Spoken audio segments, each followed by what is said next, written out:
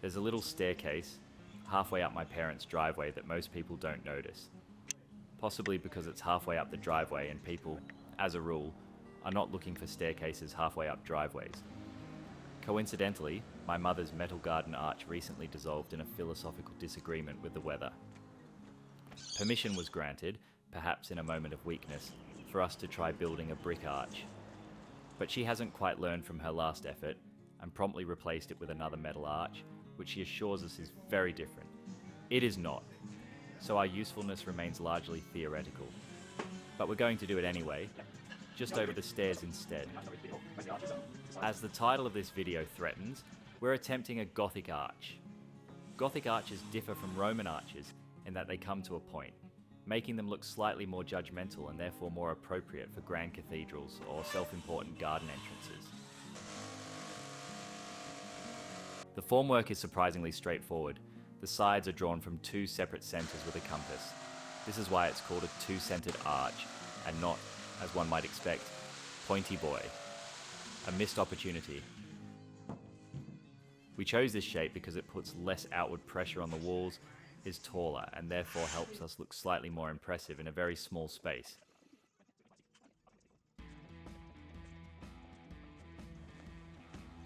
It is structurally efficient and ego-enhancing, a rare combination.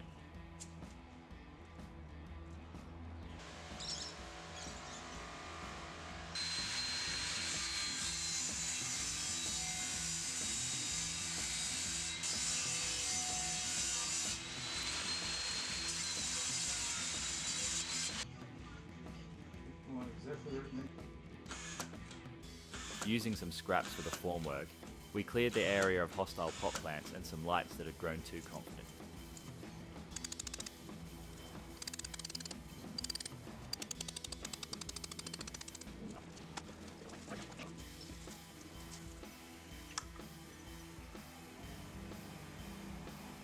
A pair of concrete pavers, hastily coerced into shape, were added to give the arch some necking.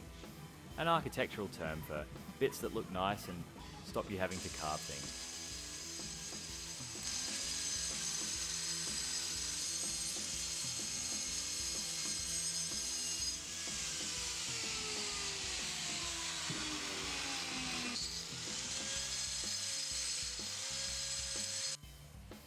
The keystone is essential. Without it, the arch will fold under pressure like primary school origami. We used local sandstone, which is cheap, abundant, and even we can carve it.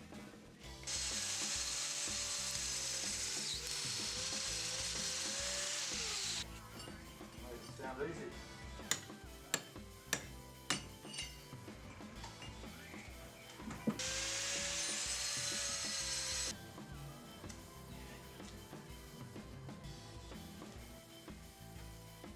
We engraved the number 40 onto it. This has several meanings. The approximate number of projects we've failed this year, the percentage of certainty we have that this thing will stay standing, and also the house number.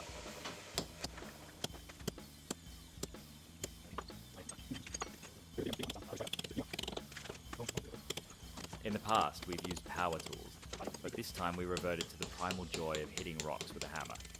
It's less efficient, more satisfying, and generally louder, so you know you're making progress.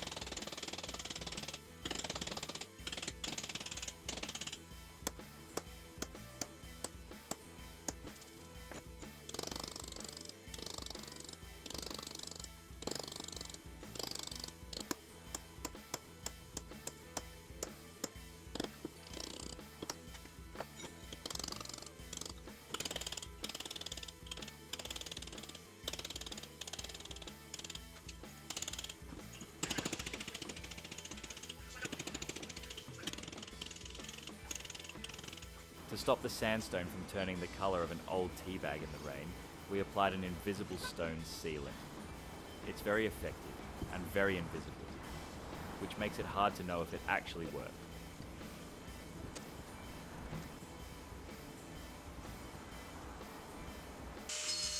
Back on site, JB cut a trench in the brickwork to sneak a power cable through for a future light fixture.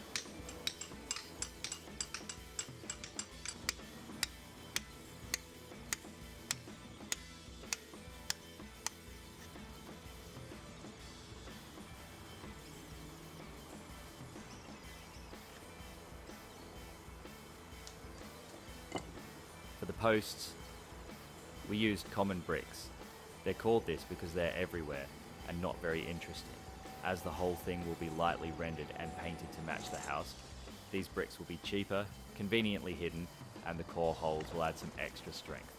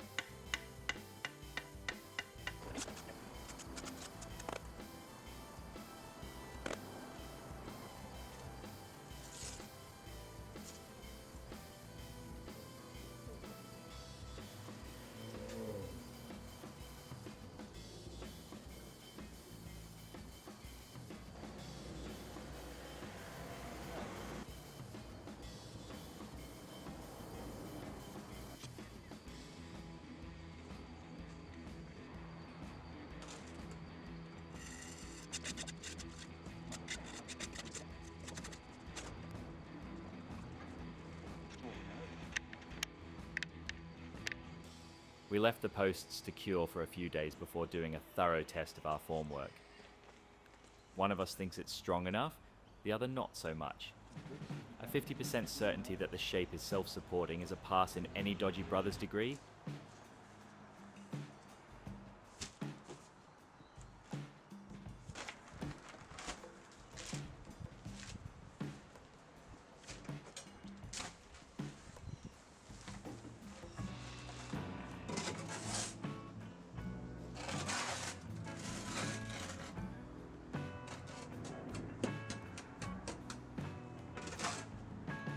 Traditionally, bricks in an arch are cut into V-shapes for a reason. Something about structural integrity and logic. But tradition is expensive. We're rendering this arch anyway, so the mortar will be doing the heavy lifting. Possibly more lifting than mortar was ever intended to do. But it's too late now.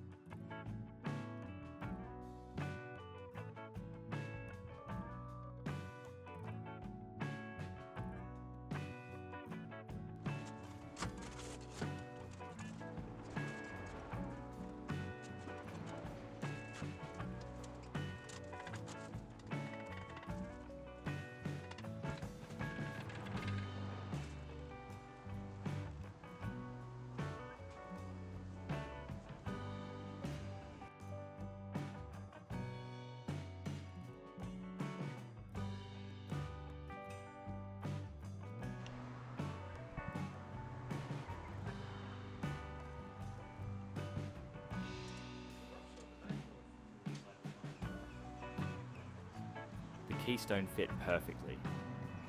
Not because we measured it properly, but because we aggressively adjusted the definition of fit.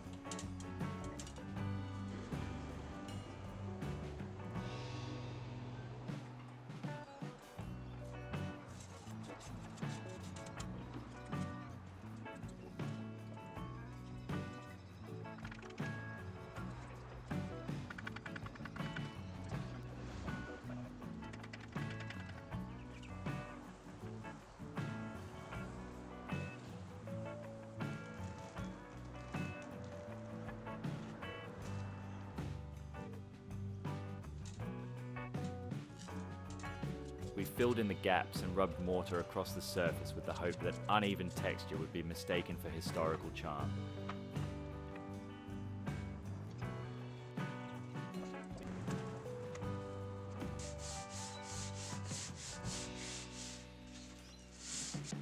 All the while, Mum was behind the camera painting some furniture JB had built. She calls it a hobby. We call it industrial scale production.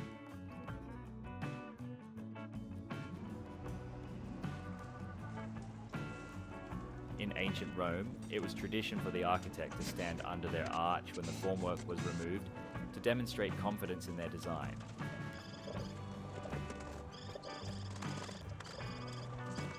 I updated this tradition by standing on top of the arch while it was still curing. This was not part of any recognized building code. JB, unlike the arch, did not support this decision. I ran back to turn the camera on but was caught mid-climb, so there's no footage. Yeah. I did get past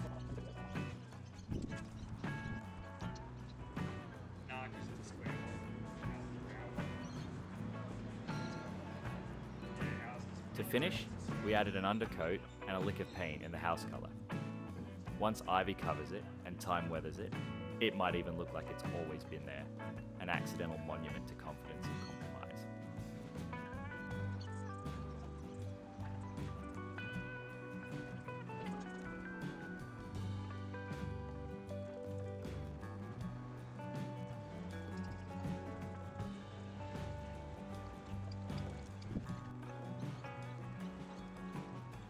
The light fixture hasn't arrived yet, but the wiring is there. And so, technically, the project is done. Or at least, done enough.